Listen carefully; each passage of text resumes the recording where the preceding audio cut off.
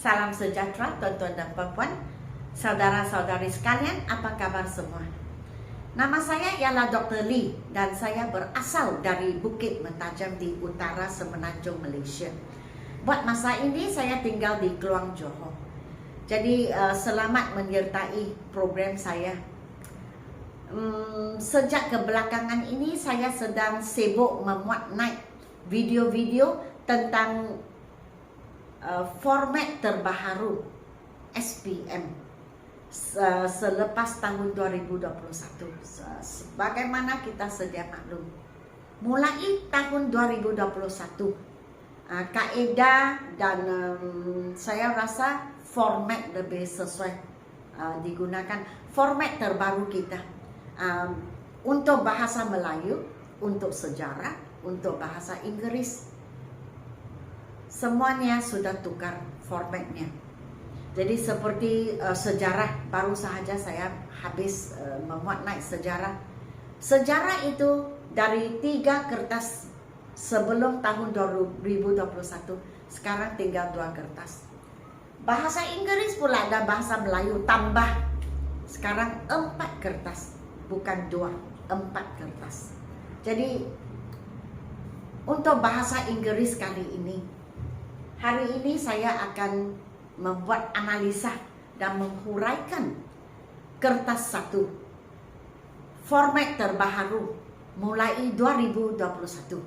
Jadi bahasa Inggris itu dibahagikan kepada 4 kertas sekarang: pemahaman, penulisan, pertuturan, dan pendengaran. Jadi kemahiran bertutur, kemahiran mendengar. Setiap bahagian ini, setiap kertas 25%. Jadi kesemuanya 100%. Okey? Dan jikalau kita tengok sini, SPM bahasa Inggris kodnya ialah 1119 1119. Dan kalau kertas 1 memang stroke 1. So bahagian ini ialah bahagian reading ataupun pemahaman. Jadi kalau kita tengok di sini, kita tengok di atas dulu, format bahasa Inggris 1119 paper. Sekarang kita panggilnya CEFR Align. Jadi saya sudah tulis CEFR. Apakah artinya? Common European Framework of Reference. Common maksudnya selaras. European kita tahu negara-negara Eropah, terutamanya the United Kingdom, England, the UK. Framework maksudnya sukatannya ya, dan skopnya lah kalau kita cakap. Framework, reference ialah rujukan. Jadi dari sini kita tahu bahwa bahasa Inggris ini sekarang sangat baik, sangat bagus, sebab ia sudah selaras dengan negara-negara Eropah, terutamanya the UK. Jadi mereka pun mengiktirafkan kertas bahasa Inggris kita. Jadi sangat baik, ini sesuatu yang sangat baik kerana bahasa Inggris kita diiktiraf dan soalan kita dipersetujui oleh negara-negara Eropah. Jadi itu satu perkara yang sangat baik, okey, untuk calon-calon kita. Jadi part 1, kertas 1 ada 5 bahagian, 5 parts. Jadi bahagian pertama, part 1, 3 option multiple choice. Multiple choice maksudnya pilihan aneka, aneka pilihan. Di sini part 1, 3 option. Option maksudnya pilihan. Jadi kamu diberi ABC sahaja untuk memilih. Dan ada 8 soalan. 8 soalan itu 8 markah. Dan short text. Short text maksudnya dia lukis petak-petak. Di dalam mungkin ada gambar raja, ada gambar, tetapi dia ada tulisan, ada perkataan-perkataan. Mungkin satu keratan atau satu paragraf pendek. Mungkin dari rencana, mungkin dari internet, mungkin dari berita. Kemudian soalan ditanya tentang keratan tersebut dan kamu ada 3 pilihan ABC, 3 pilihan. untuk part 2 pula. 4 option multiple choice close. Yang ini part 2 4 pilihan A, B, C, D, dan ia berasaskan close. Close maksudnya satu rencana atau satu cerita. Kemudian kamu mesti mencari jawapan dari A, B, C, D untuk mengisi tempat-tempat kosong. Ini khususnya tata bahasa, nahu, dan kosakata, perbendaharaan kata. Oke, jadi ini bahagian close.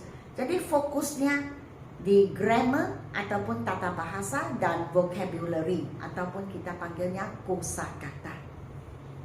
10 soalan 10 markah. Bahagian atas ini 8 soalan 8 markah. Artinya setiap soalan itu 1 markah. Seterusnya kamu akan sambung ke part 3, bahagian ketiga. 4 option multiple choice. 4 pilihan. 8 soalan, 8 questions, 8 marks, 8 markah. Dan ini kita panggilnya longer text. Maksudnya pemahaman yang benar. Panjang sedikit. Sama ada rencana kah, cerita kah, apa-apa saja. Tapi panjang. Pemahaman yang panjang. Prosa yang panjang. Dan terdapat 8 soalan 8 markah. Jadi kamu boleh pilih kaedah sendiri bagaimana menjawab. Sebab soalannya nombor 1 mungkin. Nombor 1 from paragraph 1 tanya soalan. Nombor 2 from paragraph 2 kemudian dia tanya soalan. Jadi ada 2 cara. Nombor 1 kamu boleh baca semua dari atas ke bawah. Baru kamu tengok soalan dan menjawab. Ataupun kamu boleh baca 1 paragraf, 1 perenggan, tengok soalan.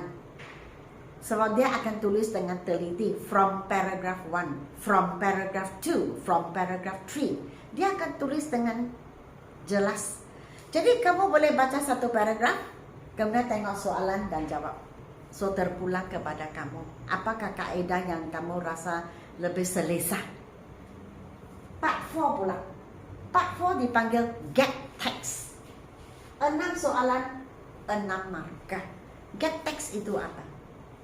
Get text itu bukan setakat isi tempat kosong dengan 1 perkataan atau 1 grammar. Get text itu 1 ayat tertinggal. Sengaja ditinggalkan 1 ayat penuh, lengkap. Dan kamu mesti mencari ayat itu untuk mengisi ke tempat kosong itu. Jadi dia beri juga ABCD, mungkin E, sebab dia ada 6 soalan. Jadi kerja kamu ialah, tugas kamu ialah mencari ayat yang tertinggal. Jadi apa yang kamu baca itu tidak lengkap sebab ada 1 ayat yang tidak ada. Jadi apakah ayat itu? Waktu kamu pilih ayat itu dia mesti dapat menyambung cerita. Okay, so itu dipanggil get text. 6 soalan, 6 markah. Maksudnya 6 ayat penuh ditinggalkan. Sengaja ditinggalkan. Dan tugasan kamu ialah mencari ayat itu untuk ditempatkan di tempat kosong supaya ayat ceritanya lengkap. Dan part 5, matching and information transfer. 8 soalan, 8 markah. Jadi ini dia akan memberi kita 8 orang, 8 remaja. Masing-masing mempunyai pendapat yang tersendiri. Kemudian dia akan tanya soalan dan kamu pindahkanlah information, kamu cari informasinya dan carilah siapa yang bercakap begitu. Atau pada pendapat orang ini, apakah pendapat yang dia memberikan tentang sesuatu tajuk yang tertentu, tentang satu topik yang tertentu. Jadi dia ada banyak orang, mungkin 8 orang. 8 orang Alia cakap apa? Mungkin lagi 1 orang, Peter cakap apa? Maria cakap apa? Begitu. Kemudian soalan ditanya, kamu carilah dari depan siapa cakap begitu. Atau Maria cakap apa? Begitu. Jadi itu dipanggil matching. Kita match lah. Kita padankan orang ini cakap ini. Atau siapa yang cakap ini. Orang inilah jawabannya begitu. Oke? So saya pun sudah habis menghuraikan dan menganalisa dengan kalian tentang kertas 1 paper 1 CEFR Airline 1119 paper 1. Okey, ingat ada 5 bahagian dan ingat markah penuh 40 markah, 40 soalan. Masa yang diberi 1 jam 30 minit ataupun 90 minit. Maksudnya setiap soalan kamu diberi 2.5 ataupun 2 minit setengah untuk menjawab. Jikalau setakat soalan dan jawab 2 minit setengah itu ada lebih, masalahnya kamu bukan diberi satu ayat, kamu diberi satu petikan. Kamu diberi satu gerakan, baca dan jawab. Setiap soalan diberi 2 minit setengah sahaja. Jadi masa agak terhimpit. Sebab itu kamu mesti cukup cepat bacaan kamu dan pandai mencari jawapan yang tepat. Dan pastikan kamu boleh habis dalam 90 minit 40 soalan. Okey, jadi saya rasa agak mencabar, tetapi baik untuk kalian. Jadi banyak berlatihlah, banyak berlatih. Okey, jikalau tidak takut tidak cukup masa untuk menjawab. Okey, jadi setakat ini sahaja sehingga kita berjumpa di kertas 2. Sila beri saya like, share dan subscribe. Sekian, terima kasih.